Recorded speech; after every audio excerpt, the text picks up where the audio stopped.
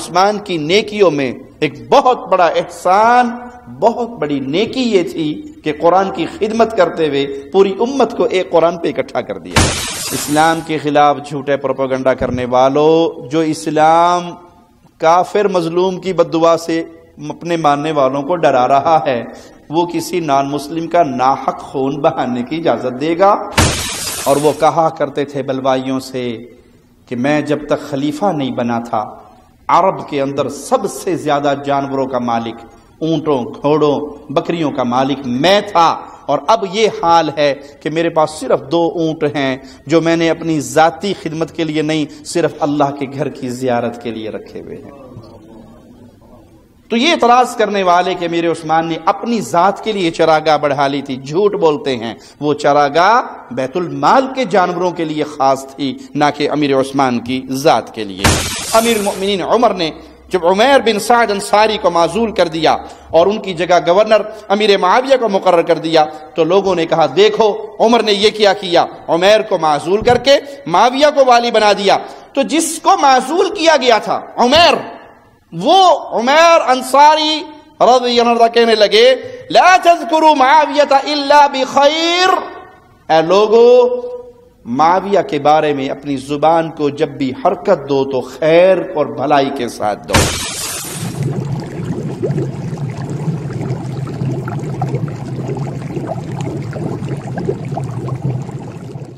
ان الحمد للہ نحمده ونستعینه ونستغفره ونعوذ باللہ من شرور انفسنا ومن سیئات اعمالنا، من يهده الله فلا مضل له ومن يضلل فلا هادي له، أشهد أن لا إله إلا الله وحده لا شريك له، وأشهد أن محمدا عبده ورسوله، أما بعد فإن خير الحديث كتاب الله، وخير الهدي هدي محمد صلی اللہ علیہ وسلم، وشر الامور محدثاتها وكل محدثة بدعة وكل بدعة ضلالة وكل ضلالة في النار۔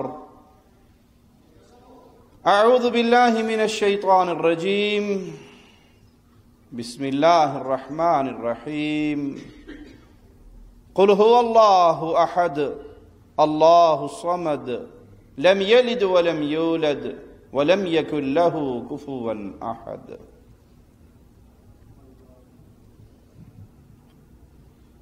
دشمنان اسلام، نبی کریم صلی اللہ علیہ وسلم کے صحابہ کے دشمن، انہوں نے ہمیشہ سازشوں کا سہارا لیا، کفار کی سازشوں کو پایہ تکمیل تک پہنچایا، مسلمانوں کے درمیان تلوار کھینچی اور امت کے نیک لوگوں پر بہتان باندھے اور اپنے ہاتھوں کو ان کے خون سے رنگین کیا۔ یہ سلسلہ آج کا نہیں، پرانا ہے۔ امیر المؤمنین عثمان رضی اللہ عنہ وارضاہ کے ساتھ سازشوں نے یہی حال کیا۔ پہلے آپ پر جھوٹے الزامات لگائے، لاشعوری طور پہ عوام الناس کو اپنے ساتھ ملانے کے لیے پروپیگنڈا کیا، اور بالآخر اپنے ناپاک ہاتھوں کو امیر المؤمنین کے پاکیزہ لہو سے رنگین کیا۔ آئیے جو الزامات امیر المؤمنین سیدنا عثمان رضی اللہ عنہ وارضاہ پر لگائے ان پہ نظر دوڑاتے ہیں، اور پھر ہر الزام کا جواب اس ٹولے کو سناتے ہیں جن کی زبان آج بھی صحابہ کی پاکیزہ سیرت پر بھونکتی رہتی ہے۔ پہلا الزام یہ لگایا گیا کہ سیدنا عثمان نے عمار بن یاسر کو اتنا مارا کہ ان کی انتڑیاں پھٹ گئی، اسی طرح عبداللہ ابن مسعود کو اتنا مارا کہ ان کی پسلیاں ٹوٹ گئی، پھر ان کا وظیفہ بھی بند کر دیا۔ قرآن حکیم کی جمع و تدوین میں بدعت کا ارتکاب کیا، باقی مصاحف کو جلا ڈالا، اپنے لیے الگ چراگاہ بنا لی، ابو ذر غفاری رضی اللہ عنہ کو جلا وطن کر دیا، اور ابو دردہ رضی اللہ عنہ کو ملک شام سے نکلوا دیا۔ اسی طرح آپ نے حکم بن ابو العاص کو واپس بلوایا، حالانکہ اسے رسول اللہ صلی اللہ علیہ وسلم نے جلا وطن کیا تھا۔ سیدنا عثمان پر الزامات ظالموں کے جاری و ساری ہیں، اور ان میں سے ایک یہ کہ آپ نے نبی کریم صلی اللہ علیہ وسلم کی سنت کو، سفر میں قصر کی سنت کو باطل قرار دے دیا، اس کو ختم کر دیا۔ معاویہ بن ابو سفیان، عبداللہ بن عامر، مروان بن حکم، ولید بن عقبہ، ان کو گورنر بنایا، حالانکہ یہ ولید بن عقبہ تو فاسق آدمی تھا۔ آپ نے مروان بن حکم کو افریقیہ کے مال غنیمت میں سے 5واں حصہ خمس وہ دے دیا۔ امیر عمر لوگوں کو درے سے مارتے تھے، اور امیر عثمان نے ایک چھڑی تیار کروائی، اس سے مارا کرتے تھے۔ اللہ کے نبی صلی اللہ علیہ وسلم منبر پر جس سیڑھی پہ کھڑے ہو کے خطبہ دیا کرتے تھے، ابو بکر و عمر رضی اللہ عنہما اس سے نیچے والی سیڑھی پہ کھڑے ہوتے تھے، لیکن عثمان اللہ کے نبی صلی اللہ علیہ وسلم والی سیڑھی پہ کھڑے ہو کر خطبہ دینے لگے۔ عثمان نہ تو غزوہ بدر میں شریک ہوئے اور جنگ احد میں بھی بھاگ گئے، بیعت رضوان کے وقت بھی غائب تھے۔ آپ نے عبید اللہ بن عمر کو ہرمزان کے قتل کے بدلے قتل نہ کیا، اور یہ وہی شخص تھا جس نے ابو لؤلؤ کو خنجر دے کر امیر عمر کے قتل کی پلاننگ کی تھی۔ ابو لؤلؤ تو ایک پتا تھا جو کھیلا گیا، اس کے پیچھے تو یہی مجرم تھا، یہی مجوسی تھا۔ ایک اور اعتراض کہ آپ نے عبداللہ بن ابی سرق کی طرف ایک خط لکھ کر اپنے غلام کے ہاتھ صدقے کے اونٹ پر اس کو روانہ کیا، اور اس خط میں یہ لکھا کہ یہ لوگ جب تمہارے پاس پہنچیں، جن کے نام اس خط میں موجود ہیں، ان سب کو قتل کروا دینا۔ یہ اعتراضات ظالموں نے کیے، سیدنا عثمان کی پاکیزہ سیرت پر بدنما داغ لگانے کی جھوٹی، ناکام، نامراد کوشش کی۔ آئیے اب ان اعتراضات کو پرکھتے ہیں اور اس کی حقیقت کو دیکھتے ہیں۔ یہ تمام کے تمام اعتراضات جو سیدنا امیر عثمان رضی اللہ عنہ وارضاہ پر کیے گئے، سند کے اعتبار سے باطل ہیں، من گھڑت جھوٹی کہانیاں ہیں، متن کے اعتبار سے بھی باطل ہیں اور سند کے اعتبار سے بھی باطل ہیں۔ پہلا اعتراض یہ تھا کہ عمار بن یاسر کو اتنا مارا کہ ان کی انتڑیاں پھٹ گئیں۔ عقل اگر سلامت ہو تو سوال، عمار کو اتنا مارا کہ انتڑیاں پھٹ گئی تو عمار رضی اللہ عنہ زندہ کیسے رہے؟ بندے کی انتڑیاں پھٹ گئی تو معاملہ ختم۔ امیر عمر رضی اللہ عنہ کو جب زخمی کیا گیا تو ان کی انتڑیاں پھٹ گئی تھی، دودھ پلایا تو انتڑیوں کے ذریعے باہر نکل گیا، تو طبیب نے کہا کہ وصیت کیجئے، اب آپ کا وقت قریب آ گیا ہے۔ اگر عمار کو اتنا مارا گیا رضی اللہ عنہ کہ ان کی انتڑیاں پھٹ گئی تو پھر وہ زندہ کیسے رہے؟ اسی طرح عبداللہ ابن مسعود کو مارنے والی بات، یہ سب تاریخ گو، قصہ گو لوگوں کی بنائی ہوئی باتیں ہیں جو کسی صحیح سند سے ثابت نہیں۔ جہاں تک معاملہ ہے کہ قرآن حکیم کو جمع کرنے کے معاملے پر سیدنا عثمان پر الزامات لگائے گئے کہ آپ نے بدعت کا ارتکاب کیا، حقیقت میں امت اسلامیہ پر عثمان کے احسانوں میں اور سیدنا عثمان کی نیکیوں میں ایک بہت بڑا احسان، بہت بڑی نیکی یہ تھی کہ قرآن کی خدمت کرتے ہوئے پوری امت کو ایک قرآن پہ اکٹھا کر دیا۔ یہ بدعت نہیں تھی، یہ ان کی برائی نہیں تھی، ظالموں نے اس نیکی کو بھی برائی بنا کے پیش کیا۔ حقیقت کیا ہے کہ یہ امت اسلامیہ پر عثمان کے احسانوں میں ایک بہت عظیم احسان ہے۔ پہلے اس کو جمع کیا، پھر پوری امت کو اس پہ اکٹھا کیا، تو حقیقت میں وہ جو قرآن حکیم کی حفاظت کا الہی وعدہ تھا وہ عثمان کے ذریعے اللہ نے پورا کروا دیا۔ ہوا کیا، جنگ یمامہ جو کہ 11 ہجری میں مسیلمہ کذاب سے ہوئی، اس میں بہت زیادہ صحابہ شہید ہوئے۔ ختم نبوت کے مسئلے کے دفاع پر صحابہ کی ایک جماعت شہید ہوئی۔ ساری زندگی کے جہاد اگر دیکھے جائیں نبوی دور کے تو اتنے صحابہ شہید نہیں ہوئے جتنے مسیلمہ کذاب کے خلاف لڑتے ہوئے، عقیدہ ختم نبوت کا دفاع کرتے ہوئے صحابہ نے اپنی جانیں قربان کی۔ آج بعض لوگ اس مسئلے کو چھوٹا بنا کر پیش کرنا چاہتے ہیں، کیا حرج ہے اگر قادیانیوں کو مسلمان مان لیا جائے، کیا حرج ہے اگر انہیں احمدی مسلمان مان لیا جائے؟ بھائی وہ احمدی نہیں ہے، غلام احمد قادیانی وہ قادیانی ہیں۔ قادیانی اپنے ایک نئی نبی کو ماننے کی وجہ سے ایک نئی امت ہے۔ کوئی عیسائی یہودی قوم کا پروٹوکول لینا چاہے، یہودی برداشت کریں گے؟ کیا کہیں گے کہ تم عیسیٰ پر ایمان لے کر آئے، جو عیسیٰ ایک نئے نبی تھے، ہمارے بعد ایک نئی امت بن گئی، اب تم عیسائی بن کر جیو، یہودیوں والے پروٹوکول نہیں لے سکتے۔ سمجھ آئی بات؟ عیسائیت کے بعد، عیسیٰ علیہ السلام کے بعد کس کی نبوت کا دور شروع ہوا؟ محمد الرسول اللہ صلی اللہ علیہ وسلم کا۔ اب جو عیسائی مسلمان ہو گئے یا بت پرست مسلمان ہو گئے یا نان مسلم مسلمان ہو گئے، وہ کس امت میں شامل ہوئے؟ امت محمدیہ میں۔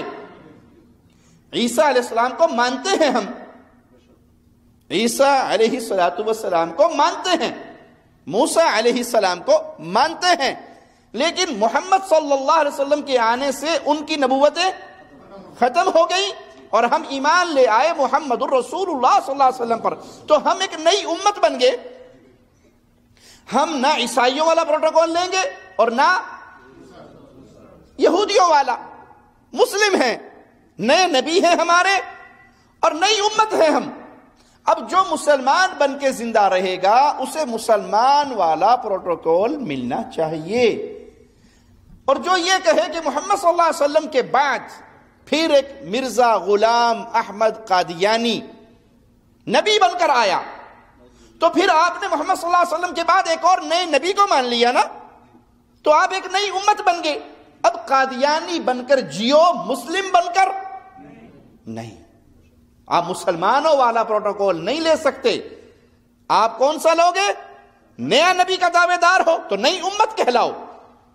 احمدی مسلمان بننے کے چکر میں ہیں کہ ہمیں عبادت خانے کو مسجد کا لقب دیا جائے۔ احمدیوں کی عبادت گاہ مسجد نہیں بن سکتی، مسجد صرف مسلمانوں کی ہوتی ہے، کفار کی نہیں۔ تم کافر ہو، تم نے ایک نئے نبی کو مان کر عقیدہ ختم نبوت کا خون کیا ہے، تو نئے نبی کے نام پہ، نئی امت کے نام پہ جیو، تمہیں کوئی مسلمان کچھ نہیں کہے گا۔ آج یہ جھوٹا پروپیگنڈا کرتے ہیں، مسلمان ہمیں مارتے ہیں، مسلمان یہ سب بکواسات ہیں۔ تمہارے ساتھ کلیش مسلمانوں کا کیا ہے کہ تم نے نئے نبی کو مانا ہے، نئی امت بنے ہو، تو نئی امت بن کے جیو، اقلیتوں کے حقوق مسلمان ملکوں میں رہ کر لو، کوئی نہیں روکے گا۔ لیکن تم کلمہ ایک نئے نبی کا پڑھو، نبوت کسی نئے کی مانو اور پروٹوکول مسلمانوں والا لینا چاہو، تو مسلمان جب تک زندہ رہیں گے تمہارے اس خواب کو کبھی شرمندہ نہیں ہونے دیں گے۔ تو ختم نبوت کے دفاع کے لیے صحابہ کی ایک عظیم تعداد، بڑی تعداد شہید ہوئی، اور یہ تعداد ان میں سے اکثریت شہید ہونے والے قرآن حکیم کے حافظ تھے۔ ابو بکر صدیق رضی اللہ عنہ نے زید بن ثابت کو بلوایا اور سیدنا عمر بھی ان کے پاس موجود تھے۔ ابو بکر کہنے لگے کہ یہ عمر میرے پاس آئے ہیں اور انہوں نے آ کر یہ بات کہی ہے کہ صحابہ کی ایک تعداد، بڑی تعداد شہید ہوئی، اگر اسی طرح حفاظ قرآن جنگوں میں شہید ہوتے رہے تو خطرہ ہے کہ کہیں قرآن حکیم کے معاملے میں امت کسی فتنے کا شکار نہ ہو جائے۔ تو یہ عمر کہتے ہیں کہ ہمیں قرآن حکیم کو اکٹھا کر لینا چاہیے۔ ابو بکر صدیق نے فرمایا کہ میں نے عمر سے کہا کہ تم وہ کام کیسے کروانا چاہتے ہو جو محمد الرسول اللہ صلی اللہ علیہ وسلم نے نہیں کیا؟ تو عمر کہنے لگے کہ ابو بکر، اے نبی کے خلیفہ، یہ تو بہت بڑی نیکی ہے کہ اگر ہم اس کلام الہی کو جمع کر جائیں، امت آزمائش سے بچ جائے، یہ اللہ کا کلام محفوظ ہو جائے، یہ بہت بڑی نیکی ہے۔ تو میرا دل بھی راضی ہو گیا، میرا سینہ بھی کھل گیا، میری رائے بھی وہی ہے جو عمر کی رائے ہے۔ اے زید، تم ایک سمجھدار ہو، عالم ہو، جوان ہو، یہ ڈیوٹی میں تمہارے ذمہ لگاتا ہوں کہ تم کلام الہی کو اکٹھا کرو۔ سیدنا زید کہتے ہیں، اللہ کی قسم، اگر ابو بکر و عمر مدینے کے پہاڑوں میں سے کوئی ایک پہاڑ مجھے اپنے سر پہ اٹھانے کا حکم دیتے تو وہ کام ہلکا ہوتا، قرآن جمع کرنے والا کام بڑا بھاری تھا۔ اگر مجھے کہتے کہ فلاں پہاڑ اپنے سر پہ اٹھا لو تو میں لگ جاتا اس کام میں، اور وہ کام مجھے ہلکا لگتا، معمولی لگتا، اس ذمہ داری کے مقابلے پر کہ مجھے یہ کہا گیا کہ قرآن حکیم جو لکھا ہوا موجود ہے، اور سیدنا زید بھی لکھا کرتے تھے، مختلف صحابہ کے پاس اس کی آیات موجود ہے، اس کو اکٹھی ایک کتابی شکل میں جمع کیا جائے۔ سیدنا زید نے فرمایا کہ میں نے عرض کی، اے امیر المؤمنین، آپ وہ کام کیسے کریں گے جو کام رسول اللہ صلی اللہ علیہ وسلم نے نہیں کیا؟ وہی اعتراض جو ابو بکر صدیق نے کیا تھا امیر عمر کے سامنے، وہی سیدنا زید نے بھی دہرایا۔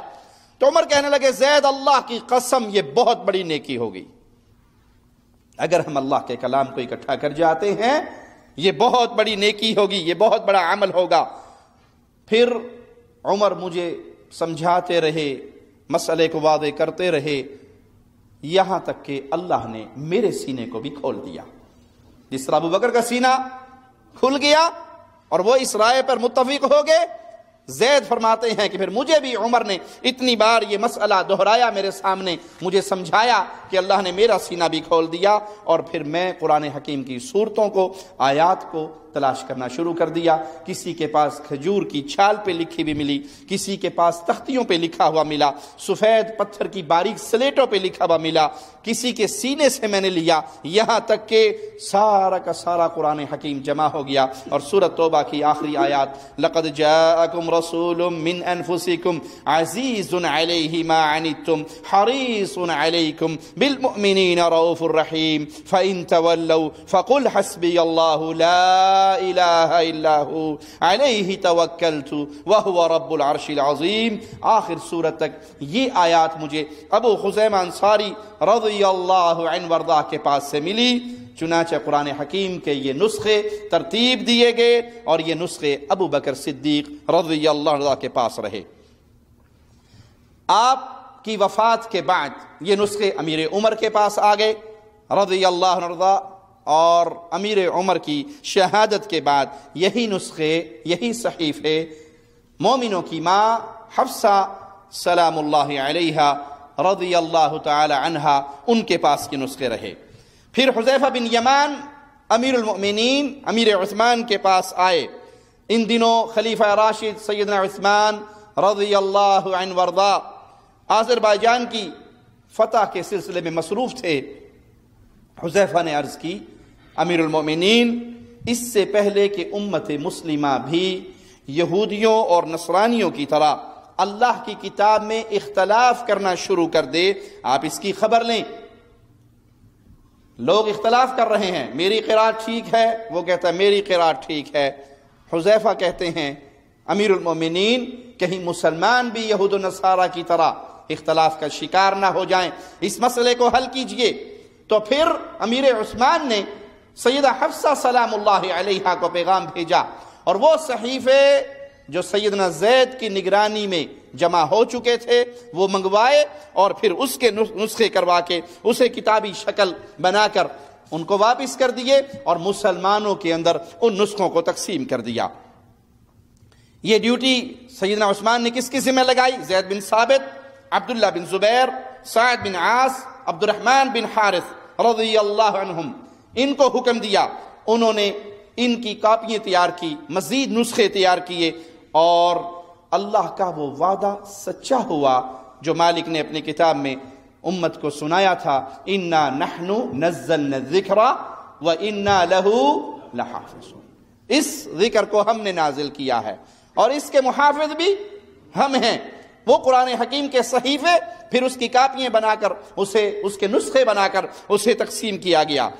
سیدنا عثمان کے بعد سیدنا علی خلافت پر تشریف لائے، اور آپ نے عثمان کے اس عظیم عمل کو برقرار رکھا۔ یہاں رک کر یار لوگوں سے بھی چند باتیں ہو جائیں جن کی زبان صبح شام یہی پیغام دیتی ہے کہ نعوذ باللہ ثم نعوذ باللہ، خلفاء نے قرآن حکیم کو بدل دیا تھا۔ ابو بکر، عمر، عثمان نے قرآن حکیم میں تبدیلی کر دی تھی۔ اصل قرآن تو مصحف فاطمی ہے جو سیدنا علی کے پاس تھا۔ جب سیدنا علی نے خلافت سنبھالی اور سیدنا علی کی شہادت کے بعد سیدنا حسن نے خلافت سنبھالی، ایک فاطمہ کے شوہر اور ایک فاطمہ کے بیٹے، اور بقول تمہارے اصل قرآن، اصول کافی کے اندر بھی یہ روایت موجود ہے کہ اصل قرآن کی 17,000 آیات ہے۔ اصل قرآن تو مصحف فاطمی تھا۔ علی نے عثمان کے ترتیب دیے ہوئے قرآن کو باقی کیوں رکھا؟ محبت سے، پیار سے، ادب سے، سمجھانے کی غرض سے، قریب لانے کی غرض سے، پیغام محبت دیتے ہوئے آپ سے عرض ہے، اگر آپ کا یہ دعویٰ سچا ہے کہ نعوذ باللہ ثم نعوذ باللہ ابو بکر، عمر، عثمان، 3 خلفاء نے قرآن حکیم میں تبدیلی کر دی تھی، اہل بیت کی شان کی آیات نکال دی تھی، زیادتی بھی کی، کمی بھی کی، اپنی مرضی سے آیات ڈال بھی دی اور اپنی مرضی سے آیات نکال بھی دی، وہ جھوٹے قصے ذاکروں کی زبان پر من گھڑت کہانیاں۔ ایک ذاکر کہتا ہے کہ ایک دہریہ آیا اور آ کر اس نے سوال کیا کہ مسلمانوں کی جماعت میں کلمہ پڑھنا چاہتا ہوں، میری شرط ہے میرے ایک سوال کا جواب دیا جائے۔ تمہارے قرآن پاک میں ایک آیت ہے ان اللہ علی کل شیء قدیر، اللہ ہر چیز پہ قادر ہے۔ تو نعوذ باللہ ثم نعوذ باللہ، یہ مجرم، یہ ظالم کہتا ہے کہ اس وقت پہلے خلیفہ نے اپنے مشیر سے پوچھا کہ یہ آیت ہے؟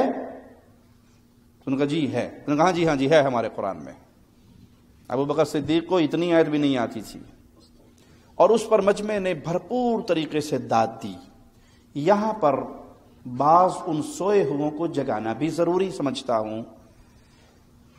ایک شخص کفر بک رہا ہے، ایک ذاکر توہین کر رہا ہے پیارے نبی کے صحابہ کی، ہونا تو یہ چاہیے جس کے دل میں ایمان کی رتی باقی ہے وہ اس کو اس کفر پہ ٹوکے، روکے، منع کرے، کچھ نہیں تو کم از کم خاموش ہو کر اپنے دل سے ہی برا جانے۔ یہی ہے نا برائی کو ختم کرنے کے راستے۔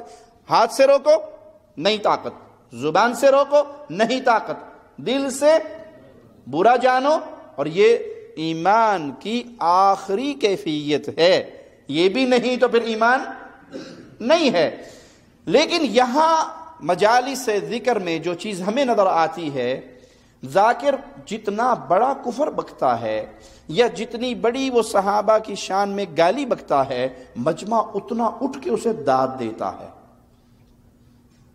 مجمع میں سے اتنی ہی اس کی تعریف کے نعرے گونجتے ہیں. معنی کہ عوام الناس اپنے اس ذاکر کے کفر میں برابر کی شریک ہے.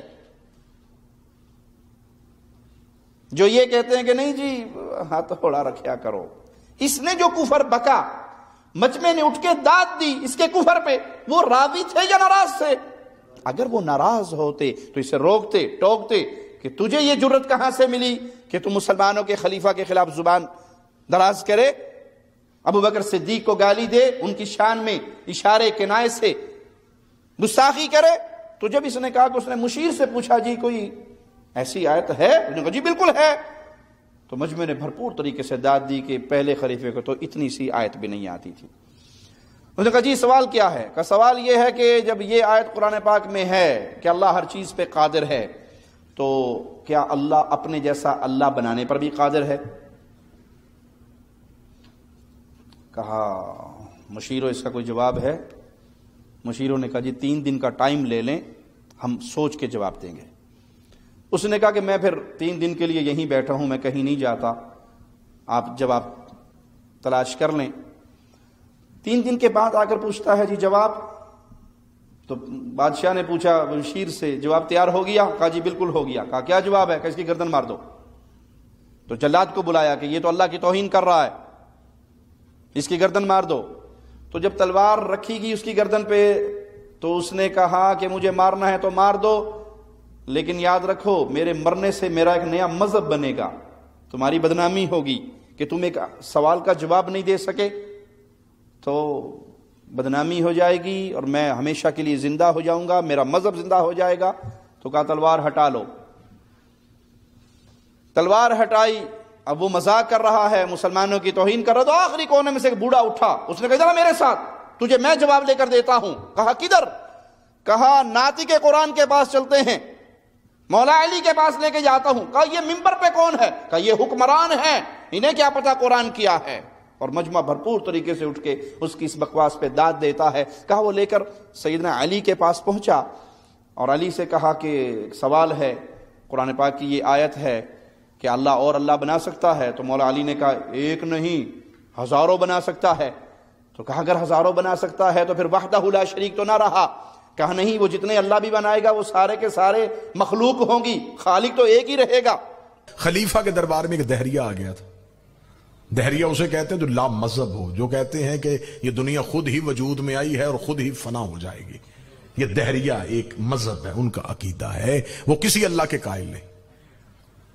یہ خلیفہ کے دربار میں آ گیا. اس نے آگے خلیفہ سے سوال کیا. اس نے کہا میں مسلمان ہونا چاہتا ہوں. بابا جی خلیفہ بڑا خوش ہوا کہ اچھی بات ہے، کوئی مسلمان ہم سے بھی ہو. اور یہ خود ہی چل کے دربار میں آ گیا ہے، کوئی تلوار بھی نہیں اٹھانی پڑی. انہوں نے کہا ہاں جلدی کر کلمہ پڑھوائیں. اس نے کہا کلمہ بعد میں پڑھوانا، پہلے سوال کا جواب دو. اب حاکم پھر پریشان ہو گیا کہ سوال کا جواب. اس کا دہریہ ہے، کون سا سوال مشکل پوچھے گا؟ ہاں بھائی سوال کر کے آئے. اس کا تمہارے قرآن میں آیت ہے ان اللہ علی کل شیء قدیر، بے شک تمہارا اللہ ہر شے پہ قادر ہے. انہوں نے کہا بے شک یہ آیت ہے. اس نے کہا پھر سوچ لو یہ آیت ہے. انہوں نے کہا ہے. تمہارا یقین ہے کہ یہ ایسا ہو سکتا ہے؟ انہوں نے کہا بالکل یقین ہے، ہمارا اللہ جو چاہے وہ کر سکتا ہے. اس نے کہا اب میرا سوال سنو، کیا تمہارا اللہ کوئی اور اللہ بھی بنا سکتا ہے؟ نانا اب سر نہ ہلاؤ یار، زبان سے زحمت کرو. اب میرے سوال کا جواب دو، کیا تمہارا اللہ کوئی اور اللہ بنا سکتا ہے؟ بابا جی اگر یہ کہیں کہ نہیں بنا سکتا، وہ کہے گا اللہ کل شیء قدیر کیسا؟ اگر کہیں بنا سکتا وہ کہے گا وحدہ لا شریک کیسا؟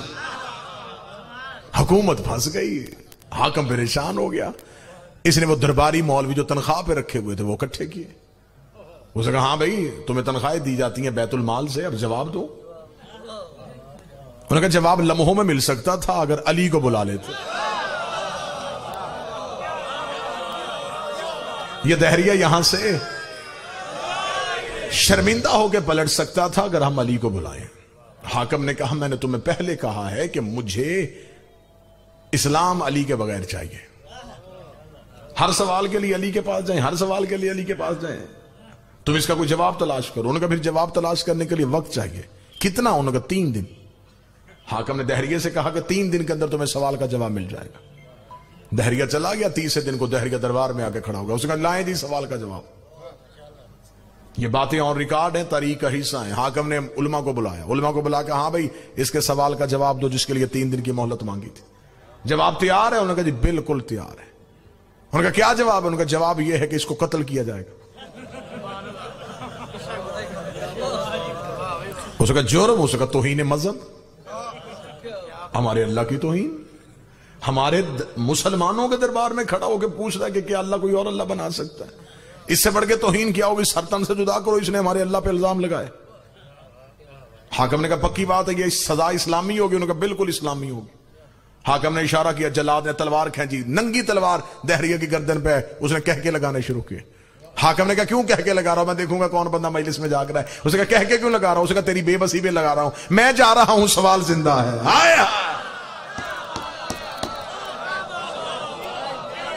میں تو جا رہا ہوں، سوال تو زندہ ہے. اگر تیرے اندر طاقت ہوتی سوال کو مارتا. اس کا تیری بے بسی پہ مجھے ہنسی آ رہی ہے، ابھی تو میری گردن کاٹے گا، میری لاش دربار سے باہر پھینکے گا، لوگ پوچھیں گے کیوں مارا؟ تو وجہ بتائے گا، وہ وجہ ایک سے دوسرے کے تیسرے کان میں جائے گی. یہ وجہ اتنی پھیل جائے گی کہ میرا سوال ایک دن مذہب بن جائے گا. میں اس مذہب کا بانی ہو جاؤں گا.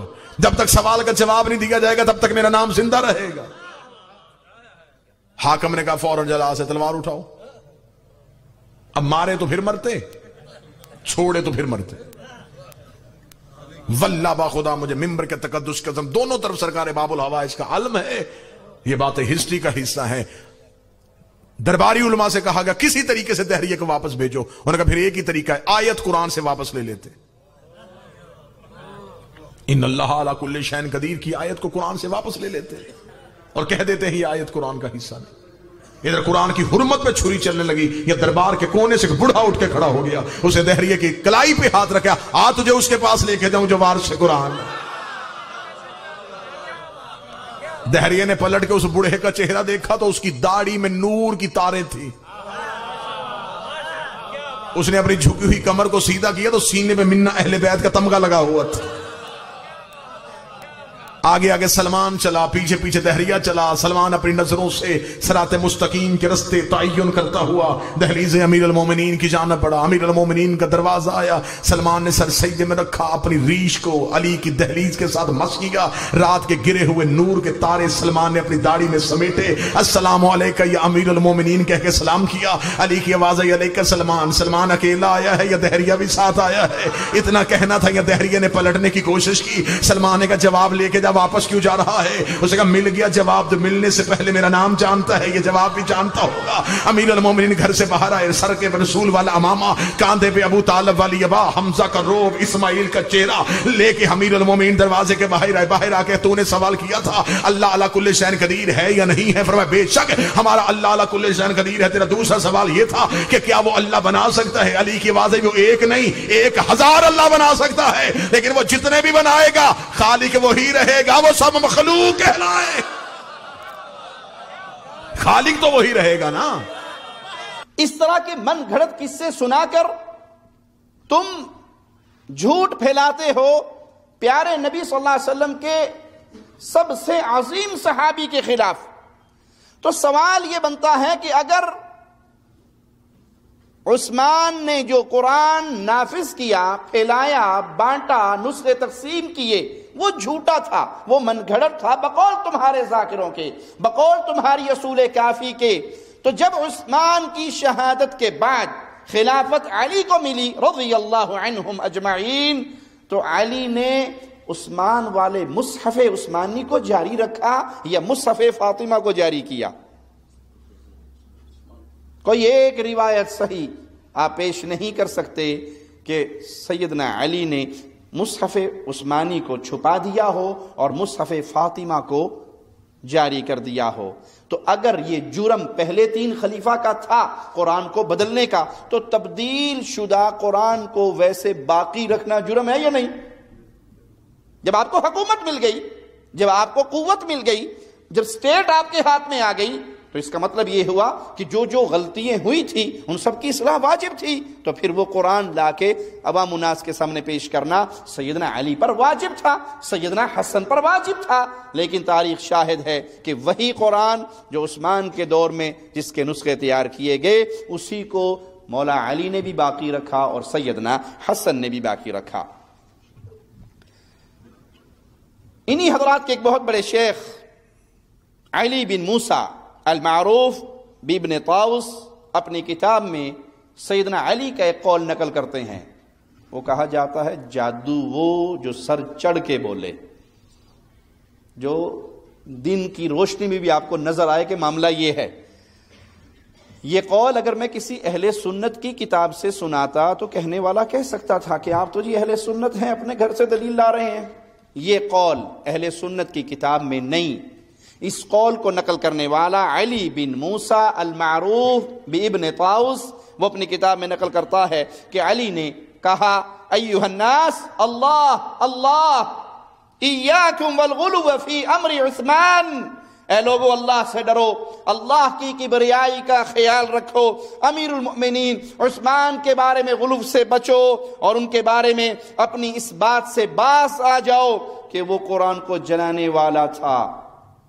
سیدنا علی کی گواہی سیدنا عثمان کے حق میں، فواللہ ما حرقها الا عن ملأ من اصحاب رسول اللہ صلی اللہ علیہ وسلم، اللہ کی قسم عثمان نے جو قرآن حکیم کے نسخے جلائے تھے وہ کونے کھدرے میں چھپ کے نہیں جلائے تھے، بلکہ صحابہ کے جمع غفیر کے سامنے جلائے باقی نسخے، اور امت کو ایک نسخے پر اکٹھا کیا۔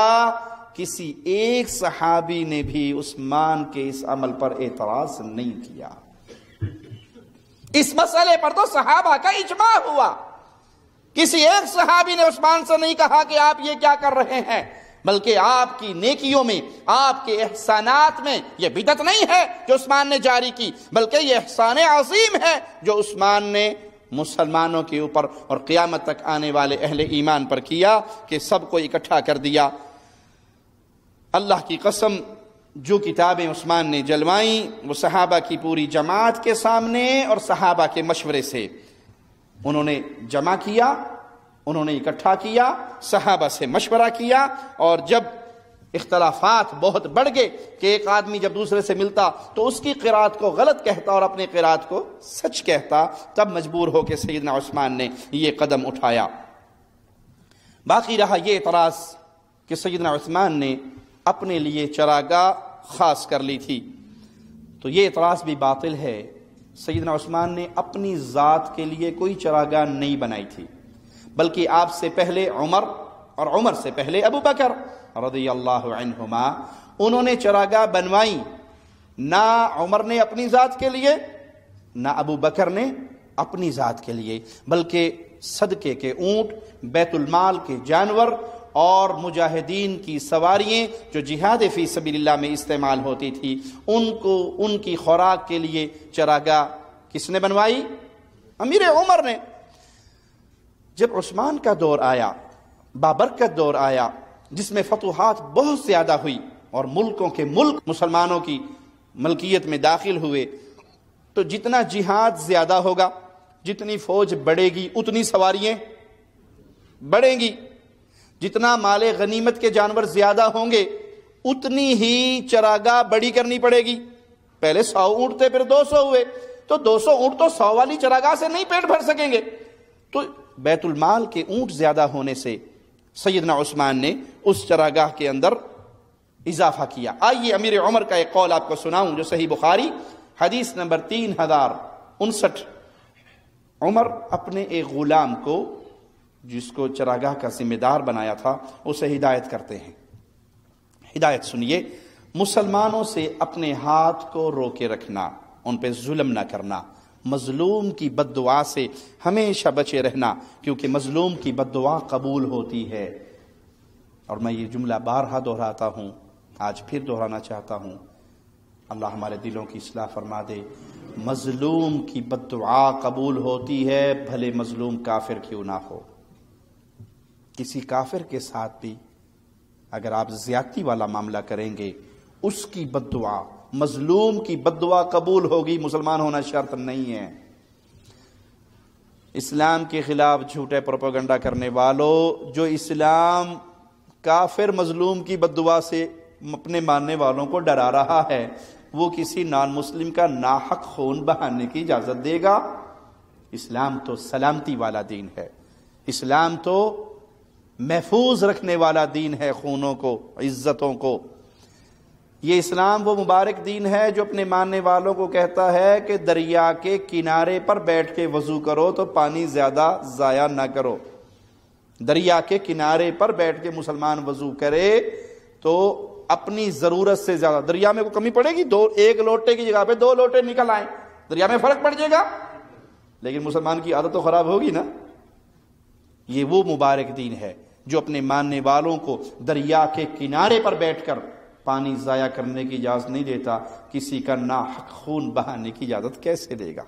جو یہ ظلم کر رہے ہیں وہ اسلام کو بدنام کر رہے ہیں اور ان کا اسلام سے کوئی تعلق نہیں ہے۔ امیر عمر کہہ رہے ہیں مظلوم کی بد دعا سے بچنا۔ اور اگلا جملہ بڑا سوچنے کے قابل، غور کے قابل اور اعتراض کرنے والوں کا منہ بند کر دینے والا جملہ ہے۔ سنو، یہ عمر نے اپنی خلافت میں حکم دیا، ابھی عثمان خلیفہ نہیں بنے۔ سنو، عبد الرحمن ابن عوف، عثمان بن عفان اور ان جیسے جو امیر صحابہ ہیں، ان کے مویشیوں کے معاملے میں اللہ سے ڈرتے رہنا۔ کیا معنی؟ کھلی چھٹی دے دینا ان کو، غریبوں کے جانور روک لینا؟ کہا نہیں، ان کے جانوروں کو، غریب صحابہ کے جانوروں پر فوقیت نہ دینا کہ تم یہ سمجھو کہ یہ امیر عثمان بڑے امیر ہیں، یہ عبد الرحمن ابن عوف بڑے امیر ہیں، ان کے جانور آئیں تو فوراً ان کو چراگاہ میں داخل کر دو، اور کسی کی 1 بکری 2 بکری 2 اونٹ 4 اونٹ آئیں تو وہ غریب ہو تو اس غریب کو دھکے دے کے نکال دو۔ ایسا نہ کرنا۔ کیوں؟ اگر عبد الرحمن ابن عوف اور عثمان بن عفان کے جانور بھوک سے مر بھی جائیں تو ان کے پاس باغات اتنے ہیں کہ یہ اپنے باغات سے اپنا اور اپنے بیوی بچوں کا پیٹ پال سکتے ہیں۔ لیکن جو غریب آدمی ہوگا جس کے پاس 2 بکری 2 اونٹ 4 جانور ہیں، اگر ان کے جانور بھوک سے مر گئے تو ان کے بچوں کی روٹی کہاں سے پوری ہوگی؟ جہاں امیر عمر کی عدالت نظر آ رہی ہے یہاں پہ، وہاں امیر عثمان کی امارت بھی نظر آ رہی ہے کہ خلافت سنبھالنے سے پہلے امیر عثمان کے اتنے جانور تھے، اتنی بکریاں تھی، اتنے اونٹ تھے کہ وہ مدینہ کی بستی میں سماتے نہیں تھے، ان کے لیے الگ انتظام کیا جاتا تھا۔ امیر عثمان وہ امیر ترین آدمی تھے کہ جس کے 5000 زر خرید غلام تھے۔ تم اللہ سے ڈرنا، عبد الرحمن اور عثمان کے مویشیوں کے معاملے میں غریبوں کے دروازے بند نہ کر دینا، بلکہ غریبوں کو زیادہ موقع دینا، کیونکہ ان کے بچے کہاں سے کھائیں گے؟ ان کے پاس تو جانور ہی تھوڑے ہیں۔ اللہ کی قسم اہل مدینہ یہ سمجھتے ہوں گے میں نے ان کے ساتھ زیادتی کی، کیونکہ چراگاہ کہاں بننی تھی؟ مدینہ کی زمین پہ۔ عمر کہہ رہے ہیں اہل مدینہ یہ سمجھتے ہوں گے میں نے ان کے ساتھ زیادتی کی، ان کی زمینیں لے کے۔ اللہ کی قسم اگر وہ گھوڑے نہ ہوتے جن پر مجاہدین کو سوار کروا کے میں اسلام کے جہاد کے عمل کے لیے روانہ کرتا تو میں ان کے علاقوں میں سے ایک بالشت زمین بھی چراگاہ نہ بناتا۔ جس طرح امیر عمر نے بیت المال کے مویشیوں میں اضافہ ہونے کی وجہ سے چراگاہ کو وسیع کیا، اسی طرح امیر عثمان نے ابو بکر و عمر کی سنت پہ چلتے ہوئے چراگاہ میں اضافہ کیا، کیونکہ فتوحات بڑھ گئی اور جانور بڑھ گئے۔ لیکن جب امیر عثمان خود خلیفہ بنے، انہوں نے اپنے جانوروں کو، اپنے غلاموں کو اللہ کے راستے میں کیسے قربان کیا کہ ان کے پاس 2 اونٹ باقی تھے، اور وہ کہا کرتے تھے بلوائیوں سے کہ میں جب تک خلیفہ نہیں بنا تھا عرب کے اندر سب سے زیادہ جانوروں کا مالک، اونٹوں، گھوڑوں، بکریوں کا مالک میں تھا، اور اب یہ حال ہے کہ میرے پاس صرف 2 اونٹ ہیں جو میں نے اپنی ذاتی خدمت کے لیے نہیں، صرف اللہ کے گھر کی زیارت کے لیے رکھے ہوئے ہیں۔ تو یہ اعتراض کرنے والے کہ امیر عثمان نے اپنی ذات کے لیے چراگاہ بڑھا لی تھی، جھوٹ بولتے ہیں۔ وہ چراگاہ بیت المال کے جانوروں کے لیے خاص تھی، نہ کہ امیر عثمان کی ذات کے لیے۔ پانچواں اعتراض کہ انہوں نے ابو ذر غفاری کو جلا وطن کیا، یہ بھی جھوٹ پر مبنی ہے۔ امیر عثمان نے ایسا ہرگز نہیں کیا، بلکہ ابو ذر غفاری رضی اللہ عنہ وارضاہ نے بذات خود مقام ربضہ پر جا کر تنہائی اختیار کرنے کو پسند کیا، اور امیر المؤمنین نے ان کی یہ درخواست قبول کر لی، ان کی اس خواہش کا احترام کیا، اور ان کو تکریم کرتے ہوئے ان کے آرام کی ضرورت کی تمام چیزیں دے کر انہیں روانہ کیا۔ خود نہیں نکالا، لیکن اللہ کے نیک ترین ولی، انتہائی زاہد و عابد، انتہائی عبادت گزار ابو ذر غفاری، انہوں نے اس جگہ کو خود اپنے لیے پسند کیا۔ امیر عثمان نے ان کو اجازت دی اور ان کی تکریم کی اور ان کو سامان سے نواز کر بھیجا۔ ملک شام اور دمشق کے گورنر امیر معاویہ اور ابو درداء کے درمیان کچھ تلخ کلامی ہو گئی۔ ابو درداء رضی اللہ عنہ جو نہایت زاہد و عابد اور وہاں کے فاضل قاضی تھے، وہ اپنے معاملے میں کچھ ایسی سختی کیا کرتے تھے جس طرح امیر عمر کے دور میں سختی ہوا کرتی تھی۔ اب کچھ لوگ ایسے جو نئے نئے مسلمان ہوئے، وہ اس سختی کو برداشت نہیں کر سکتے تھے، تو امیر معاویہ رضی اللہ عنہ نے امیر عثمان کو یہ معاملہ لکھ بھیجا اور ان کو معزول کر دیا۔ وہ وہاں سے معزول ہونے کے بعد مدینہ تشریف لے آئے۔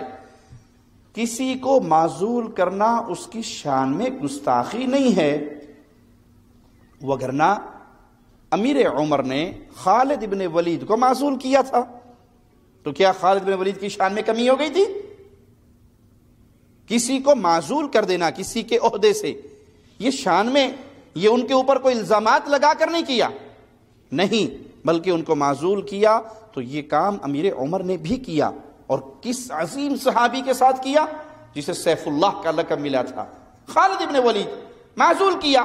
اسی طرح امیر عثمان نے اگر ان صحابی کو معزول کیا تو ان میں ان کی شان میں کوئی کمی نہیں۔ امیر المؤمنین عثمان پر اعتراض یہ کہ انہوں نے حکم بن ابو العاص کو واپس بلا کر خلاف شریعت کام کیا۔ یہ بات بالکل غلط اور جھوٹ پر مبنی ہے۔ اصل حقیقت کیا ہے؟ اصل حقیقت یہ ہے کہ سیدنا عثمان نے رسول اللہ صلی اللہ علیہ وسلم سے آپ کی زندگی میں اس شخصیت کو واپس بلانے کی اجازت مانگی تھی، اور رسول اللہ صلی اللہ علیہ وسلم نے حکم کو واپس آنے کی اجازت دے دی تھی۔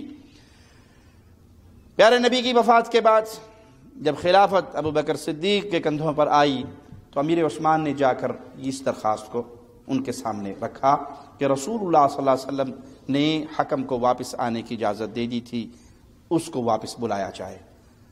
تو ابو بکر صدیق نے کہا کہ گواہ پیش کیجئے آپ اپنے اس کلام پہ کہ آپ کو اجازت ملی، کوئی آپ کے پاس گواہ ہے تو گواہ دیجئے۔ تو امیر عثمان کے پاس گواہ نہیں تھا۔ یہی درخواست امیر عثمان نے امیر عمر کو بھی دی تھی، انہوں نے بھی یہی کہا کہ آپ کے پاس گواہ ہے تو دیجئے۔ اب گواہ نہیں تھا، امیر عثمان نے ذاتی طور پہ اجازت لی اور اللہ کے نبی صلی اللہ علیہ وسلم نے اجازت دے دی۔ جب خود امیر عثمان امیر المؤمنین بنے، اب تو کسی سے مانگنے کی اجازت نہیں تھی نا، چونکہ اللہ کے نبی نے اجازت دے دی تھی، اور اپنی اس علم کی بنیاد پر اور اس اجازت کی بنیاد پر امیر عثمان نے ان کو واپس بلایا۔ وگرنہ یہ کیسے ہو سکتا ہے کہ وہ شخصیت جس نے خطاب کرتے ہوئے بلوائیوں سے یہاں تک کہا تھا، اللہ کی قسم جب سے مسلمان ہوا ہوں میں نے اپنا یہ دایاں ہاتھ محمد کے ہاتھ میں دیا ہے، اس کے بعد میں نے دائیں ہاتھ سے کبھی شرمگاہ کو بھی نہیں ٹچ کیا۔ وہ نبی کی حکم کی خلاف ورزی کرے گا، ان کو زندگی میں اجازت ملی جس کو انہوں نے اپنے دور حکومت میں پورا کیا۔ اور جہاں تک ماجرا ہے اس اعتراض کا کہ سفر میں قصر کرنے کا معاملہ، تو وہ ایک اجتہاد ہے، کیونکہ کچھ لوگ جو نئے نئے مسلمان ہوئے تھے، نئے نئے اسلام میں داخل ہوئے تھے، وہ اس نماز قصر کے حوالے سے فتنے میں مبتلا ہو گئے، اور واپس جا کر اپنے گھروں کے اندر بھی انہوں نے 2 رکعت نماز پڑھنی شروع کر دی، سفر میں بھی 2، اور وہ یہ سمجھے نئے مسلمان تھے کہ نماز ہو ہی 2 رکعت گئی ہے، اور انہوں نے 2 رکعت ہی پڑھنا شروع کر دی۔ تو امیر عثمان نے مسئلہ سمجھانے کے لیے کہ 4 رکعت والی نماز کم نہیں ہوئی، سفر کے دوران بھی 4 ہی باقی رکھی۔ یہ واقعہ 29 ہجری کے موسم حج کا ہے۔ عبد الرحمن ابن عوف نے اس مسئلے پر سیدنا عثمان سے ناراضگی کا اظہار کیا تو امیر المومنین نے جواب دیا کہ گزشتہ سال بعض یمن کے حاجی آئے، انہوں نے 2 رکعت نماز پڑھی اور واپس جا کر وہ یہی سمجھے کہ نماز 2 رکعت ہی ہے، اور انہوں نے اپنے گھر میں قیام کی حالت میں بھی 2 رکعت نماز پڑھی۔ اس لیے میں نے اس فتنے سے بچنے کے لیے نماز سفر کے اندر بھی 4 رکعت پڑھی۔ یہ سن کر ابن عوف اٹھے اور عبداللہ ابن مسعود رضی اللہ عنہ کے پاس آئے اور سارا ماجرا ابن مسعود کو سنایا۔ تو عبداللہ ابن مسعود نے بھی یہی فرمایا کہ مجھے معلوم ہے امیر المؤمنین نے 4 رکعتیں نماز پڑھی ہیں، ان فتنوں کے پیش نظر میں بھی اپنے ساتھیوں کو 4 رکعت پڑھاتا ہوں۔ جو عثمان کا عمل تھا، ابن مسعود کہتے ہیں ان فتنوں کے پیش نظر کہ نئے مسلمان ہونے والے بدو اعرابی لوگ وہ یہ سمجھ بیٹھے کہ کتنی نمازیں ہیں، کتنی رکعتیں ہیں، 4 کی جگہ پہ 2 ہو گئی ہیں، تو وہ قیام کی حالت میں بھی، سفر میں بھی اور مقیم ہو کر بھی 2 ہی پڑھتے تھے۔ ابن مسعود کہتے ہیں میں نے بھی ایسا ہی کرنا شروع کیا تاکہ لوگ فتنے کے اندر مبتلا نہ ہو جائیں۔ تو عبد الرحمن ابن عوف نے کہا میں بھی آج کے بعد ایسے ہی کروں گا۔ اعتراض کرنے والوں نے صرف شخصیت داغدار کرنے کے لیے اعتراضات کو پکڑا، حقیقت حال جاننے کے باوجود ان کی زبانوں سے پیارے نبی کے صحابہ کی عزت محفوظ نہیں رہتی۔ باقی رہا یہ اعتراض کہ امیر المؤمنین نے امیر معاویہ کو ملک شام کا گورنر بنایا، تو انہیں امیر عثمان نے نہیں بنایا، امیر عمر نے بنایا۔ معاویہ کو خلافت کی یہ ذمہ داری امیر عمر نے دی اور ملک شام کے سارے علاقے ان کے اختیار میں دیے۔ عثمان نے ان کو ان کے عہدے پر باقی رکھا، مقرر نہیں کیا۔ اعتراض یہ عثمان پر بنتا ہی نہیں، اگر تم اعتراض کرتے ہو تو پھر امیر عمر پہ کرو، کہ معاویہ کو والی شام امیر عمر نے بنایا اور عثمان نے اس پہ باقی رکھا۔ بلکہ امیر عمر سے پہلے ابو بکر صدیق رضی اللہ عنہ وارضاہ نے امیر معاویہ کے بھائی یزید بن ابو سفیان کو گورنر مقرر کیا، اور امیر یزید نے امیر معاویہ کو اپنا نائب بنا لیا۔ ابو بکر صدیق نے امیر معاویہ کے بھائی یزید کو شام کا گورنر بنایا، اور امیر یزید نے اپنے بھائی معاویہ کو اپنا نائب بنا لیا۔ کس دور میں؟ ابو بکر کے دور میں۔ ابو بکر کو یہ خبر ملی اور وہ خاموش رہے، کینسل نہیں کیا، یہ نہیں کہا کہ تم نے میری اجازت کے بغیر ان کو اپنا نائب کیوں رکھ لیا ہے، خاموش رہے۔ معنی یہ کہ ابو بکر اس پر راضی تھے تبھی تو خاموش رہے، اگر راضی نہ ہوتے تو فوراً اس کو معزول کر دیتے۔ تو امیر عمر نے پھر امیر معاویہ کو شام کی ذمہ داری دی، امیر عثمان نے ان کو باقی رکھا۔ ابن کثیر رحمہ اللہ نے البدایہ والنہایہ جلد 8 صفحہ 133 پر سیدنا سعد بن ابی وقاص رضی اللہ عنہ کا قول نقل کیا ہے، ذرا سنیے۔ یہ صحابی جو 10 مبشرہ میں شامل ہیں کیا گواہی دے رہے ہیں۔ فرماتے ما رأيت احدا بعد عثمان اقضى بحق من صاحب هذا الباب یعنی معاویہ، میں نے امیر المؤمنین عثمان کے بعد اس دروازے والے امیر معاویہ کے دروازے کی طرف سعد بن ابی وقاص اشارہ کرتے ہوئے کہہ رہے ہیں، عثمان کے بعد اس دروازے والے شخص یعنی امیر معاویہ سے بڑھ کر حق کے ساتھ فیصلہ کرنے والے کسی شخص کو نہیں پایا۔ عثمان کے بعد حق کے ساتھ فیصلہ کرنے والا سب سے بڑھ کے جو شخص تھا وہ امیر معاویہ تھا۔ یہ گواہی دی ہے کس نے؟ سعد بن ابی وقاص رضی اللہ عنہ نے۔ ابن کثیر اسی کتاب کے صفحہ 135 پر ایک اور گواہی نقل کرتے ہیں جو عبداللہ بن عباس رضی اللہ عنہما کا قول ہے۔ وہ فرماتے ہیں ما رأیت رجلا اخلق بالملک من معاویہ، میں نے معاویہ سے بہتر سلطنت اور حکومت کے اخلاق والا شخص کسی کو نہیں پایا۔ عبداللہ بن عباس بھی امیر معاویہ کے حق میں گواہی دے رہے اور سعد بن ابی وقاص بھی امیر معاویہ کے حق میں گواہی دے رہے۔ امیر المؤمنین عمر نے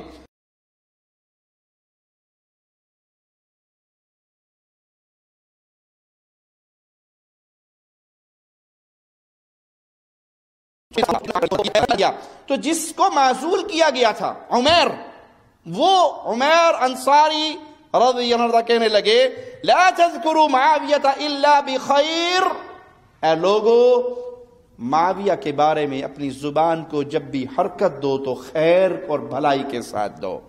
فإنی سمعت رسول اللہ صلی اللہ علیہ وسلم یقول اللہم اہدی بہ، میں نے اپنے کانوں سے رسول اللہ صلی اللہ علیہ وسلم کی یہ جملے سنے ہیں، اے اللہ معاویہ کے ذریعے لوگوں کو ہدایت دے۔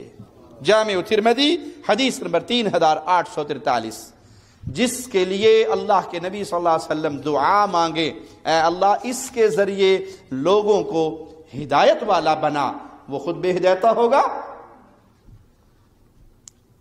وہ سنیں جن کی زبان ہمیشہ امیر معاویہ کی شان میں گستاخی کرنے پر تلی رہتی ہے۔ رسول اللہ صلی اللہ علیہ وسلم دعا مانگ رہے ہیں اے اللہ معاویہ کے ذریعے لوگوں کو ہدایت یافتہ بنا۔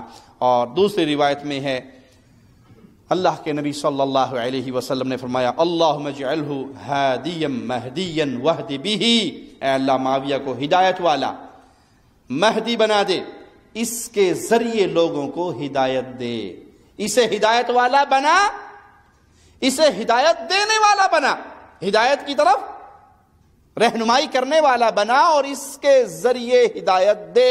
3 دعائیں ہیں رسول اللہ صلی اللہ علیہ وسلم کی، اللہم اجعلہ ہادیا مہدیا واہد بہ، اس کو ہدایت یافتہ بنا، مہدی بنا اور اس کے ذریعے لوگوں کو ہدایت کی راہ پہ چلا۔ جس کی شان میں پیارے پیارے حبیب کی یہ دعائیں ہو، اور ظالموں تمہاری زبان اسی شخصیت کے اوپر دراز ہو تو پھر سوچ لو نبی کے صحابی کی گستاخی کرنے والا کا انجام بہت برا ہوتا ہے۔ اب تو امیر معاویہ رضی اللہ عنہ کی شان میں کوئی ایک لفظ بھی سننا پسند نہیں کرتا، برداشت نہیں کرتا۔ ایک مولوی صاحب کو ہم نے دیکھا، نعت خواں کو دیکھا، اس نے شان امیر معاویہ میں چند اشعار ہی پڑے تھے قبر پرستوں کے میلے میں کہ پیچھے سے گدی نشین بابا جی پیر جی اٹھے اور فوراً اس نعت خواں کے ہاتھ سے مائک چھین کے اسے دھکا دے دیا اور کہا کہ اس سٹیج پر معاویہ کی شان بیان نہیں ہو سکتی۔ محبت کے ساتھ جو اہل سنت کا ذوق ہوتا ہے، اعلی حضرت سے محبت کرتا ہے، اعلی حضرت کے عقائد کے مطابق میرے ساتھ ہی کلام جھوم جھوم کے پڑے گا، کوئی جواب خاموش نہ ہو۔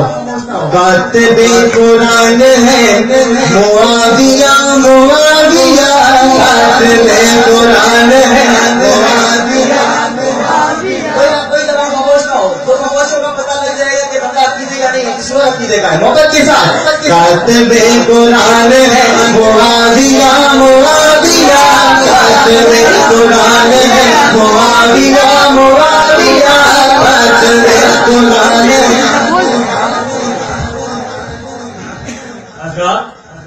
آپ جیسا کہ جانتے ہیں یہ سنیوں کی شرافت ہے۔ الحمدللہ ثم الحمدللہ ہم کبھی اپنے سٹیج پہ کسی کو یہ ضرورت نہیں دیں گے کہ ہم آپس میں اختلاف پیدا کریں۔ ہم محبت والے لوگ ہیں۔ لا یؤمن احدکم حتی اکون احب الیہ من والدہ وولدہ والناس اجمعین۔ ہم نے محبت رسول سے کی ہے۔ صبر کر لیں، صبر کر لیں، صبر کر لیں، صبر کر لیں، بس اتنی محبت ہے۔ شاہ صاحب کیا ہے؟ دیکھیے یہ مختصراً آپ کے سامنے مختصراً جو کچھ میرا جس نے کرنا ہے اسے کرے۔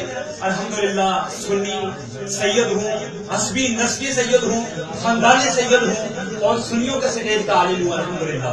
یہ بات عقیدے کی میں آپ کو بتا رہا ہوں۔ اور برداشت کریں، برداشت کریں، برداشت کریں، برداشت کر دیتا ہوں تو آپ بھی برداشت کریں، میں برداشت کر دیتا ہوں تو آپ بھی برداشت کریں۔ میں صبر کر لیتا ہوں، میں نہ بولتا کسی لفظ سے بولتا انشاءاللہ۔ ماں میرے والدین ماں خاموشی سکھائی ہے، اس لفظ سے ماں والدین خاموشی سکھائی ہے۔ ماں بولنا بڑا آتا ہے الحمدللہ، لیکن ماں والدین خاموشی سکھائی ہے، میں خاموش ہے۔ صرف اتنا بول، صرف ایک لفظ بول کے اجازت کرنا۔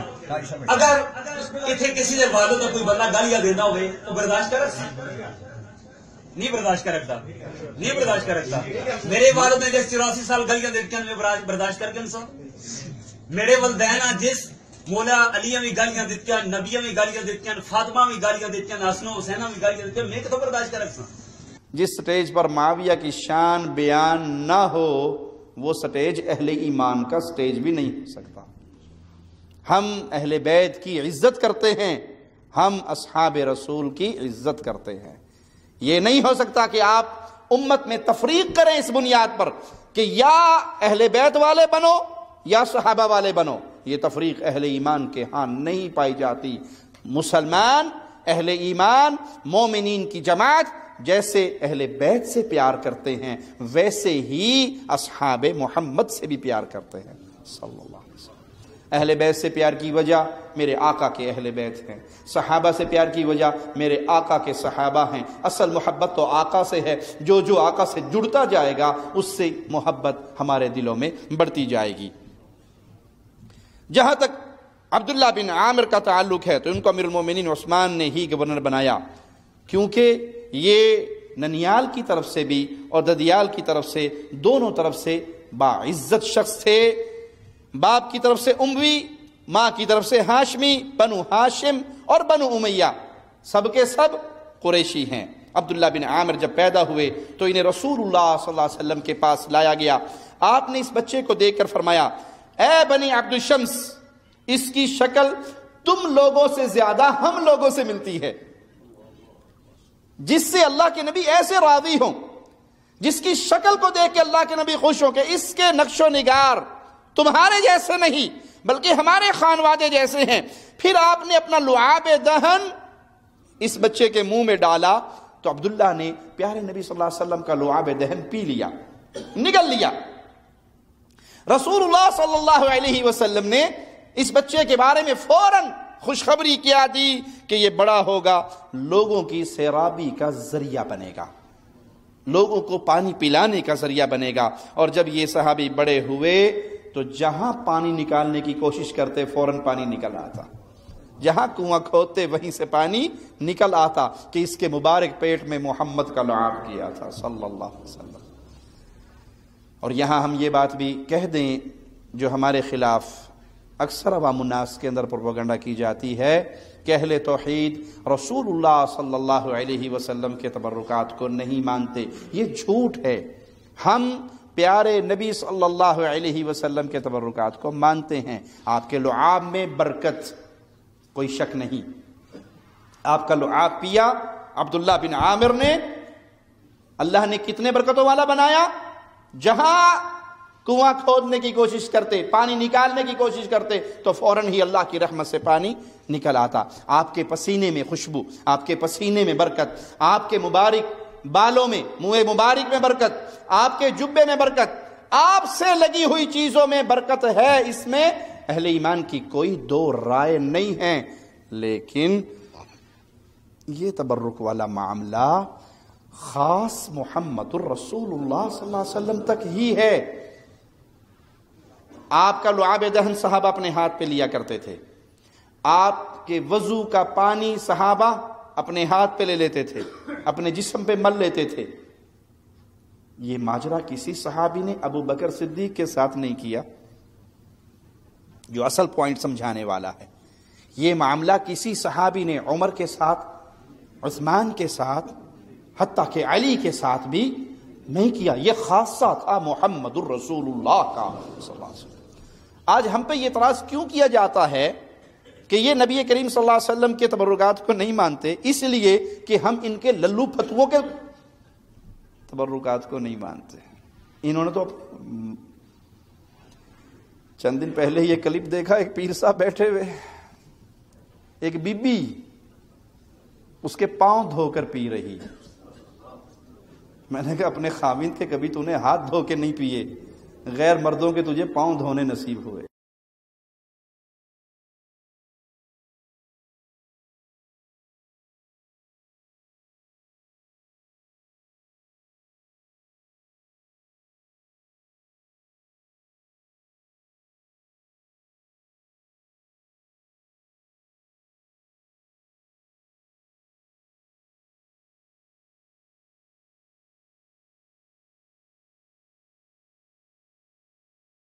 انا للہ و انا الیہ راجعون۔ پیر صاحب بیٹھے ہوئے ہیں، پاؤں دھلوا رہے ہیں، بیویاں دھو رہی ہیں اور چلو بھر بھر کے پانی پی رہی ہیں۔ نہ شرم پلے ہے، نہ غیرت پلے ہے۔ غیر مرد کے پاؤں ہاتھ لگانے کی تجھے کس نے اجازت دی ہے؟ غیر مرد کا جسم چھونے کی تجھے کس نے اجازت دی ہے؟ میرے آقا صلی اللہ علیہ وسلم کے بارے میں میری ماں گواہی دیا کرتی تھی، صدیقہ کائنات سلام اللہ علیہا۔ عائشہ فرمایا کرتی تھی میرے پیارے حبیب صلی اللہ علیہ وسلم نے، رسول کریم صلی اللہ علیہ وسلم نے کسی نامحرم عورت کا ہاتھ نہیں چھوا۔ اور تم پیرو غیر عورتوں سے اپنے پاؤں دبواتے ہو، ٹانگیں دبواتے ہو، اس پہ بھی صبر نہیں کرتے، ان کو پاؤں دھو دھو کے پلاتے ہو۔ اور اگر ہم کہیں کہ یہ غلط ہے، دیکھا جی اللہ کے نبی کے تبرکات کو نہیں مانتے، بھائی وہ خاصہ میرے آقا کا تھا، اس پر ایمان ہے، اس کے اندر اللہ نے شفا رکھی تھی، اس کے اندر اللہ نے برکت رکھی تھی، لیکن وہ خاص میرے حبیب آقا جناب محمد رسول اللہ صلی اللہ علیہ وسلم کا ماجرا تھا، آگے نہیں چلا کہ وہ صحابہ میں، تابعین میں، تبع تابعین میں، محدثین میں، ائمہ دین میں آیا ہو اور لوگوں نے ان کے لعاب کو بھی چاٹا ہو اور اپنے منہ پہ ملا ہو، نہیں ہوا۔ تم تو آج کے بھنگیوں کو، نشیوں کو، صوفیوں کو، بد عقیدہ اور بد کردار لوگوں کو تم نے یہ مقام دے دیا ہے کہ عورتیں آتی ہیں، ان کے پاؤں چومتی ہیں، ان کے پاؤں کے دھون پیتی ہیں۔ اس قبر پرستی کی لعنت نے تمہیں ایسا پاگل کر دیا، ہائے ہائے۔ قبروں کو پوجنے والے قبروں کو پوجتے ہیں، کوئی بات سمجھ آتی ہے کہ سامنے قبر ہے، ہم تو شروع سے پیٹتے آ رہے کہ قبروں کی پوجا بھی نہیں ہو سکتی، لیکن کم از کم جو قبر پوج رہا ہے اس کے سامنے ایک تصور تو ہے نا کہ بابا جی، شاہ جی، پیر جی، پونچی سرکار اندر پڑی ہے۔ چند دن پہلے میاں چنو کے قریب کے ایک گاؤں کی ایک ویڈیو کسی بھائی نے بھیجی، وہاں پوجنے کے لیے قبر بھی نہیں ہے، صرف ایک بیری کا درخت ہے اور بورڈ لگا ہوا ہے پیر بیری سرکار شاہ صاحب رحمت اللہ علیہ۔ ہنسنے کا مقام نہیں، اللہ کی قسم آنسو بہانے کی جگہ ہے۔ اتنے گر گئے مسلمان، اتنے ایمان کی لذت سے نا آشنا ہو گئے مسلمان کہ درختوں کو پوجنے لگ گئے، اور اس درخت کے ساتھ کپڑے لٹکائے ہوئے ہیں، ٹاکیاں باندھی ہوئی ہیں، دھاگے باندھے ہوئے ہیں، بورڈ لگایا ہوا باقاعدہ۔ ایک بورڈ ہم نے آپ کو پہلے بھی دکھایا تھا پیر کھمبے شاہ کا، بارہ کہو اسلام آباد کے قریب ایک گاؤں ہے بارہ کہو، وہاں پہ کوئی قبر نہیں ہے، بجلی کا پول ہے اور اس کے گرد چار دیواری کر کے لوہے کے جنگلے لگا کر بورڈ لگایا ہوا ہے پیر کھمبے شاہ بخاری رحمت اللہ علیہ۔ اور اب یہ دیکھا پیر بیری سرکار۔ ایک اور تیر مارا ہے یہاں پہ، میاں چنو کا نواحی علاقہ ہے، چک نمبر 108، وہاں پہ عوام نے ایک اور شگوفہ چھوڑا ہے، بابا بیری پیر سرکار رحمت اللہ علیہ۔ جی اب بالکل ٹھیک سنا آپ نے، بابا بیری پیر سرکار رحمت اللہ علیہ۔ بیر کا ایک درخت ہے، اس کے اوپر چار دیواری کر کے اس کے اوپر ٹائٹل لگا کے باقاعدہ وہاں پہ لکھ دیا ہے بابا بیری پیر سرکار رحمت اللہ علیہ۔ اور میں آپ کو بتاتا چلوں، ہر جمعرات کو یہاں پہ اچھا خاصا رش ہوتا ہے، عورتیں گھی کے دیے لے کے آتی ہیں گھروں سے، ان کو جلاتی ہیں وہاں پہ، اور پھر جو ہیں وہ سوچتے ہیں کہ اس طرح ہماری مرادیں پوری ہوں گی۔ تو دیکھنے پہ معلوم ہوا کہ یہ صرف ایک درخت تھا، دربار ہو، کوئی قبر ہو، کوئی کچھ تو ہو نا جس کا کوئی کیا مطلب لاجک کیا بنا رکھی ہے لوگوں نے، لیکن کچھ بھی نہیں ملا وہاں جا کے ہمیں ایک سوائے ایک درخت کے۔ اور ایک عجیب و غریب چیز جو میں نے وہاں پہ دیکھی کہ اس درخت کے آس پاس انہوں نے چھوٹے چھوٹے اور درخت لگا رکھے ہیں۔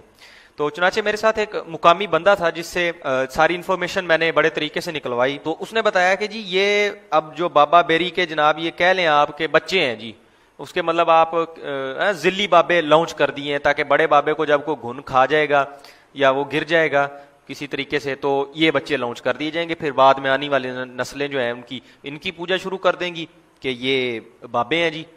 تمہارا حال ان مشرکین جیسا نہیں ہے جو ذات انوات کو پوجا کرتے تھے، وہ صرف وہاں پہ تلواریں ہی لٹکایا کرتے تھے، اور تم نے دھندا کیا ہوا ہے، مسلمانوں کے ایمان سے کھیلنے کا دھندا۔ اور وہاں وہ ایک بڑا درخت تو لگا ہوا ہے، چھوٹے چھوٹے درخت اور بھی لگائے ہوئے ہیں، کیونکہ نظر دور تک جاتی ہے نا بزرگوں کی، پتہ ہے کہ وقت آئے گا یہ بابا جی ڈگ پڑیں گے تو پھر دکان بند ہو جائے گی، جب بڑا گر گیا تو ابھی سے وہ چھوٹے چھوٹے لگائے ہیں کہ جب یہ گرے گا تو بیٹے جوان ہو جائیں گے، بیٹے کہیں گے جی ہم نے ان کو کہا تھا اب آپ آرام فرمائے، ہماری باری آ گئی ہے۔ وہ بھائی جس کو توحید سمجھ آ گئی، وہ بھائی جس کو ایمان سمجھ آ گیا، وہ بھائی جس کو عقیدہ سمجھ آ گیا اور اپنے گھر کی کنڈی لگا کے اندر سونے کے لیے لمبی چادر اپنے اوپر ڈال چکا ہے، وہ میرے یہ جملے سنیں، اے ایمان کو سمجھنے والے، اے توحید کو سمجھنے والے، اے عقیدے کو سمجھنے والے، تیرے پڑوس میں، تیرے گاؤں میں، تیری برادری میں، تیرے خاندان میں، تیرے دوستوں میں، تیرے عزیزوں میں ابھی تک درخت پوجے جا رہے ہیں، پتھر پوجے جا رہے ہیں، جانور پوجے جا رہے ہیں۔ ان عزیزوں نے، ان دوستوں نے، ان محلے والوں نے، ان بستی والوں نے اگر قیامت کے دن تیرا گریبان پکڑ کے سوال کیا، یہ خود مواحد بن گیا تھا، اس نے مجھے توحید کی دعوت نہیں دی، تو اللہ کو کیا جواب دو گے؟ وہ ریاکار شہید جو دنیا میں دکھلاوے کے لیے لڑا اور شہید ہوا، حدیث کے لفظ ہیں جب اسے اٹھایا جائے گا اللہ اس کو اپنی نعمتیں گنوائے گا، تجھے یہ نہیں دیا، تجھے یہ نہیں دیا، تجھے یہ نہیں دیا، بندہ یاد کر کے اقرار کرے گا ہاں یہ ساری نعمتیں تو ملی۔ مولا پوچھے گا پھر کیا کر کے آیا؟ وہ کہے گا لڑتے لڑتے تیرے راستے میں قتل ہو گیا۔ جواب ملے گا لوگوں کے لیے جا کر جہنم میں چہرے کے بل گھسیٹ کے جہنم میں ڈال دو۔ شاہد کیا ہے اس حدیث میں؟ اللہ اپنی نعمتیں گنوائے گا اس کو۔ اے مسلمان مواحد انسان، کائنات میں سب سے بڑی نعمت، اللہ کی قسم اس سے بڑی کوئی نعمت نہیں، وہ توحید کی نعمت ہے۔ توحید کی نعمت سے بڑھ کر کوئی نعمت نہیں، ایمان کی نعمت سے بڑھ کر کوئی نعمت نہیں۔ اللہ نے اگر تجھ سے یہ سوال کر لیا، مجھ سے یہ سوال کر لیا، توحید کا فہم، ایمان کی لذت مل گئی تھی، ارے جس کے دل میں ایمان کی لذت کی چنگاریاں جاگتی ہیں پھر وہ غافلوں کی نیند نہیں سوتا کہ میں تو ٹھیک ہو گیا نا، مجھے کیا، میں ٹھیک ہو گیا، اب سب کو ٹھیک کرنا میری ذمہ داری ہے۔ اہل شرک پھیلانے کے لیے اپنی زندگی کے ہر وسیلے کو استعمال کر رہے ہیں۔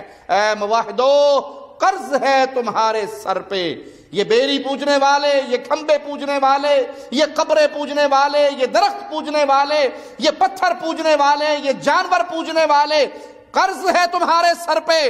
تم نے کتنوں کو روک روک کر اللہ کی توحید کا پیغام دیا، کوئی مانے یا نہ مانے اس سے ہمارا کوئی لینا دینا نہیں۔ نوح علیہ السلام 950 سال اپنی قوم کو پکارتے رہے، دعوت قومی لیلا و نہارا، راتوں کو پکارا، دنوں کو پکارا، مانے نہ مانے ہمارا معاملہ نہیں، کم از کم کہہ تو سکو گے اللہ اس چچا کو، اس ماموں کو، اس سسر کو، اس خالو کو، اس پھپھا کو، اس بستی والوں کو، اپنی قوم والوں کو، اپنے سسرال والوں کو، اپنے رومیٹ کو، اپنی تاجر برادری کو، اپنے دوستوں کو قولوا لا الہ الا اللہ کا پیغام دیتا رہا۔ ایک اللہ کو داتا مانو، ایک اللہ کو رازق مانو، ایک اللہ کو مشکل کشا مانو، ایک اللہ کے لیے سجدے، رکوع، طواف، نظر، نیاز، خوف، امید، بھروسے، توکل، ساری عبادت ایک اللہ کے لیے کرو۔ یہ پیغام دیتے رہو، آوازہ لگاتے رہو، آپ کے ذمہ آوازہ لگانا ہے۔ لیکن اگر